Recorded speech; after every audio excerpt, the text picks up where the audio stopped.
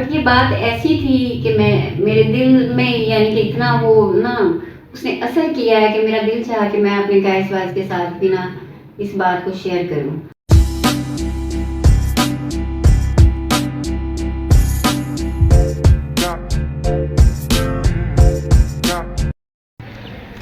अस्सलाम वालेकुम guys vice, कैसे हैं आप सब? अल्हम्दुलिल्लाह मैं बिल्कुल ठीक हूँ। मेरी मामा आज सुबह से पार्लर में बिज़ी हैं, काम कर रही हैं और उन्होंने कुछ भी नहीं खाया। सुबह से लगातार काम कर रही हैं। मैंने सोचा कि आज मैं चल के उनको पूछती हूँ क्या उन्होंने काम ख़त्म कर दिया है।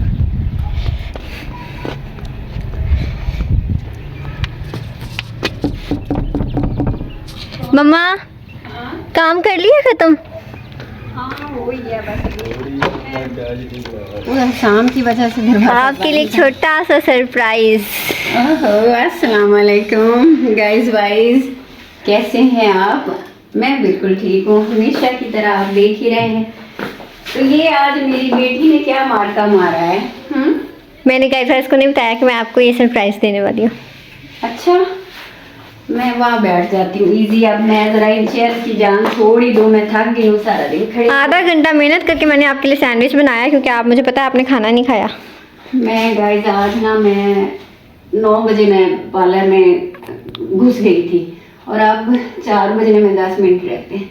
अभी मैं वैसे फ्री हुई थी, मेरा इरादा तो था कि अब मैं बंद करके तो निकल आती हूँ। बाहर धूप है ना अभी। हाँ जी, वही मैं करने ही लगी थी। थैंक गॉड किसी को मेरा ख्याल आ गया। आपको ये लगता है कि हमें आपका ख्याल नहीं है? ये मुझे ये तो बताओ, तुम्हें सैंडविच बनाना कब से आ गया? लो जी, लग रही है पहले भी तो बनाया है मैंने इतनी बार।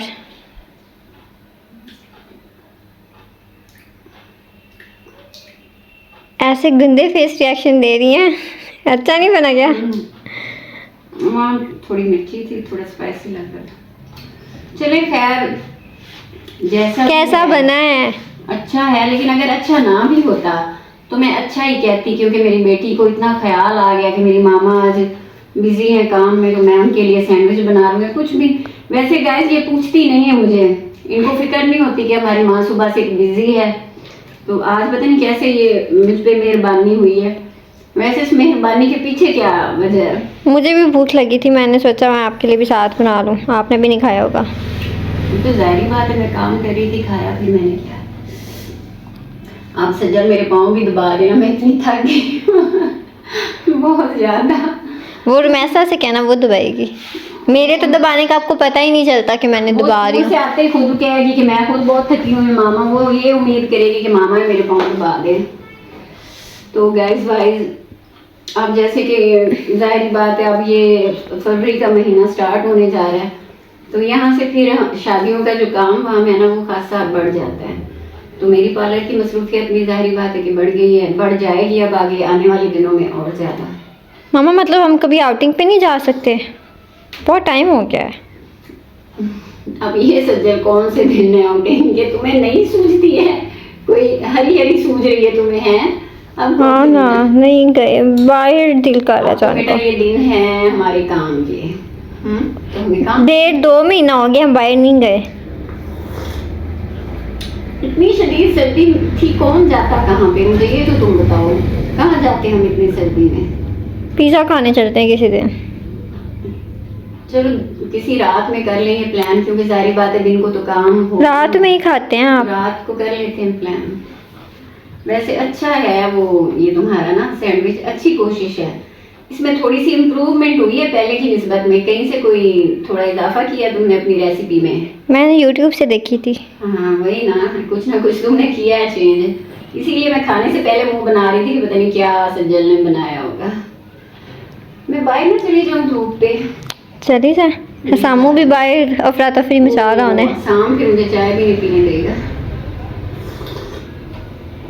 उसने कई बार आके पार्लर को नोट किया, मैं समझ जाती थी कि ये आसाम ही है, इसलिए दरवाजा भी नहीं खोला। फिर मैं काम नहीं कर सकती थी अगर मैं दरवाजा खोलती तो। वो भी खा पी के बैठा है तो उसका सारा दिन यही काम होता है, खाता रहता है। सजद सब बच्चों का यही काम होता है। जैसे मैं चाय पी रही हूँ, मुझे ना सही पूछो तो वो जैसे खड़े हो के थकावट की वजह से अभी इतनी भूख नहीं है। और अगर ये अब 4 बजे मैं सैंडविच खाऊंगी ना तो फिर मुझसे खाना भी नहीं खाया जाएगा। मतलब आप सैंडविच नहीं खा रही? मैंने थोड़ा सा टेस्ट कर लिया है, फिर तुम खा लो मेरी तरफ से। तुम मेरे लिए लाए हो, मैंने तुम्हें दे दिया। अच्छा गाइस आपको एक बात बताऊं, ये तो फिर चले मैं खुश हो गई थी कि मेरी बेटी को मेरा इतना ख्याल आ गया है। तो आज मैं आपको ना अपना एक बात बताती हूँ अपने मेरी क्लाइंट की। वैसे तो हमारे क्लाइंट्स हमारे लिए बहुत मोतबर होते हैं, हम कभी भी उनकी बात कैसी भी हो वो किसी से शेयर नहीं करते हैं। बट ये बात ऐसी थी कि मेरे दिल में यानी कि इतना वो ना उसने असर किया है कि मेरा दिल चाहा कि मैं अपने गाइस वाइस के साथ भी ना इस बात को शेयर करूं। अब ये जो मेरे पास आज ब्राइडल थी ना, वो लड़की तो नहीं कह लें उसको, उसकी एज 40 ईयर थी, मतलब इतनी ज़रूर होगी उसकी एज, 40। तो उसने ना अपने फ़ोन में मुझे अपने फियांसी की पिक्चर दिखाई। मुझे कहती बाजी ये देखे मेरे मंगेतर की या मियाँ जो भी मेहंदी की, उसने मुझे पिक्चर दिखाई। मैंने कहा हाँ बहुत प्यारी है। वो तो काफ़ी कम उम्र था लड़का, उससे कह लें कि आधा एज में कम था। वो अगर 40 की थी तो वो 20-21 से ज़्यादा का नहीं था। वो मुझे कहती बाजी आपने मुझे इतना अच्छा प्यार करना है कि मैं बिल्कुल इसके साथ बैठी हुई ना इसकी उम्र की लगूँ, इस तरह से आपने मुझे प्यार करना है। मैंने कहा हाँ ठीक है, मैं अपनी पूरी कोशिश करूँगी। जाहिर बात है हम क्लाइंट से चार्ज करते हैं तो अपना तो पूरा हम लगाते ही हैं उस पर, अपनी एफर्ट जो भी हमें आता है हम करते हैं। तो वो मैंने भी की उस पर सारी अपनी एफर्ट, बड़े दिल से मैंने उसको किया तैयार, अच्छी लग रही थी। लेकिन फिर भी जो उम्र का है आपका, वो आप 40 से आप 20 के तो नहीं हो सकते ना एकदम। वो मैं सोच रही थी कि, और फिर ये बात भी है कि इसने सारी उम्र अब मेकअप में तो नहीं ना रहना अपनी उस कम उम्र दूल्हे के साथ। तो मैंने उससे पूछा, मैंने कहा क्या वजह है कि ये तुम्हारी जिससे हो रही है शादी, ये इतनी कम उम्र है लड़का है और तुम्हारी उम्र ज़्यादा तो क्यों हो रही है? कहती बाजी मेरे ना माँ की तरफ से ना कुछ ज़मीन थी जो मुझे मिल गई हिस्से में, विरासत माँ की तरफ से, यानी कि ननिहाल की थी, माँ को मिली, आगे मुझे मिल गई। और ये जिससे मेरी शादी हो रही है ना, ये मेरे चाचा का बेटा है। तो मेरे जो थे ना कज़न, उन्होंने कहा कि भाई हमने बाहर नहीं करने देनी इसकी शादी, हम खुद ही लेंगे। मतलब उन्होंने इतना जोर लगाया। वैसे कहती मेरे मामू के बेटे थे, पहले मेरी उससे मंगनी थी तो उन्होंने ख़त्म करवा दी और ये वो, और उन्होंने इतनी एफर्ट की कि हमने ही लेनी है। तो भाई आए थे दरवाजे पे भी हमारी उनको उसको को मैं बात कर रही हूँ अपने गाइस से, अपनी यूट्यूब फैमिली से। तो वो फिर बात सारी मेरी समझ में आ गई कि सारा पंगा है इसका, जो इसको माँ की तरफ से ज़मीन मिली है, विरासत में कुछ मिला है ना, तो इसलिए फिर इसके जो कज़न थे चचाजाद, उन्होंने ये इसके साथ शादी पे इसरार कर दिया। तो अल्लाह ताला उस लड़की के हक में बेहतर करे। अब उम्र का तो इतना गैप है, पता नहीं बाद में, यानी कि ये चीज़ थी जिसने मुझे मजबूर किया कि मैं अपनी यूट्यूब फैमिली के साथ भी इस बात को डिस्कस करूं कि लोग मतलब लालच में पड़ जाते हैं, नहीं देखते कि मुनासिब ये है कि नहीं है, किसी की खुशी की या वो ज़िंदगी की परवाह नहीं करते हैं। अब वो लड़की जो कि 40 साल की थी, सॉरी, वो परेशान भी थी, खुश भी थी, और खुशी से ज़्यादा वो परेशान थी। और वो लड़का अब जो उसने भाइयों के दबाव में कि जायदाद की वजह से या कुछ जो भी था उसके नाम कर तो लिया शादी, लेकिन वो बाद में पता नहीं उसके साथ फिर कैसा वो उसका एटीट्यूड हो। बट अल्लाह खैर करे, हम तो दुआ ही कर सकते हैं ना। मैं तो वैसे भी जो भी मेरे सैलून में आती हैं बच्चियां, मैं उनको तैयार करती हूँ तो मेरे दिल से उनके लिए दुआ ही निकलती है।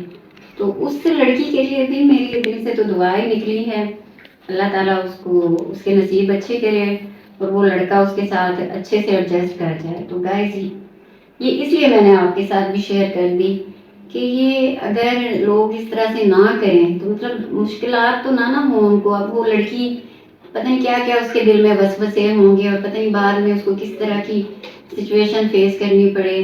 तो बस फिर कहते भी हैं कि लालच का अंजाम अच्छा नहीं होता। अल्लाह अच्छा करे उसके लिए। मेरी चाय ठंडी होगी, मैं आपसे बात करने में मसरूफ होगी। बाहर चलें। अब आप सारा दिन तो पार्लर में गुजार दिया आपने। तो जब वो मैं अपने गाय से बात कर रही थी, बात तुम्हें पता है हसाम का, वो मुझे करने देगा बात, बल्कि ये मेरी चाय, मेरा सैंडविच जो कि अब तुम खा लेना, मुझे बिल्कुल भूख नहीं है।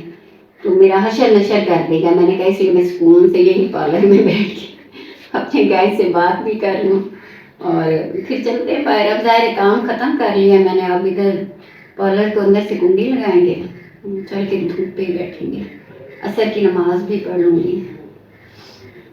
लो जी, ये सामू एंटर हो गया। ओए, इसी की वजह से मैं अंदर बैठी हुई बात आपसे कर रही थी। मुझे पता था जैसे ही पार्लर का दरवाजा खुलेगा ये डॉग आ जाएगा। ओए, हसाम को गुस्सा कैसे आता है? गुस्सा कैसे आता है? ओए ओए, डॉगी तो बनो, डॉगी डॉगी डॉगी कैसे बनते हैं? ओए, शाबाश। चलें जी, अब हम ओ ये तो लग गई, नानू ने लिपस्टिक लगा दी है शामू को। चलो आओ अब हम बाहर चले, हमारी यहाँ पे ड्यूटी खत्म हो गई है, हम लॉक लगाएं। बाय नहीं, ये इसको इधर से मजा आता है बाहर जाने का जाता है। हसाम जाना है बाय, मैं जा रही हूँ। अंदर करे इसको। हमें आज चलें चलें चलें, आ जाइए, आज कुंडी लगाएं और घर में चलें। चलें जी, चलो चलो चलो भागो। चलें जी, हसान साहब निकलें जी। ओए ओए ओए, कैसे वो निकल रहा, ओए ओए गिर जाओगे। ओए, उसके उतरने का तरीका देखा, यूं बैठ के, और उसने कोई रिस्क नहीं लिया कि कहीं मैं गिर ना जाऊं। ये आजकल के बच्चे भी कितने समझदार हैं, इनके दाढ़ी है अंदर हैं। ओह तो जी, तो फिर गाइस वाइज आज के लिए अब इतना ही काफ़ी। आजकल अब इससे आगे आने वाले दिन भी ज़्यादातर पार्लर के काम ही चलेंगे, तो आप मेरे साथ रहिएगा, आपसे राब्ता रहेगा इंशाल्लाह। कैसे हैं भाई, कैसे हैं भाई, छोटे बच्चे कैसे हैं? तो आप दीजिए हमें इजाज़त, मिलेंगे इंशाल्लाह कल फिर एक नए व्लॉग के साथ। लाइक कीजिए, सब्सक्राइब कीजिए। अल्लाह हाफिज़। हसाम उधर अल्लाह हाफिज़ करो, अल्लाह हाफिज़ तो करो, बाय बाय करो। ऐसे तो करो, ऐसे तो करो।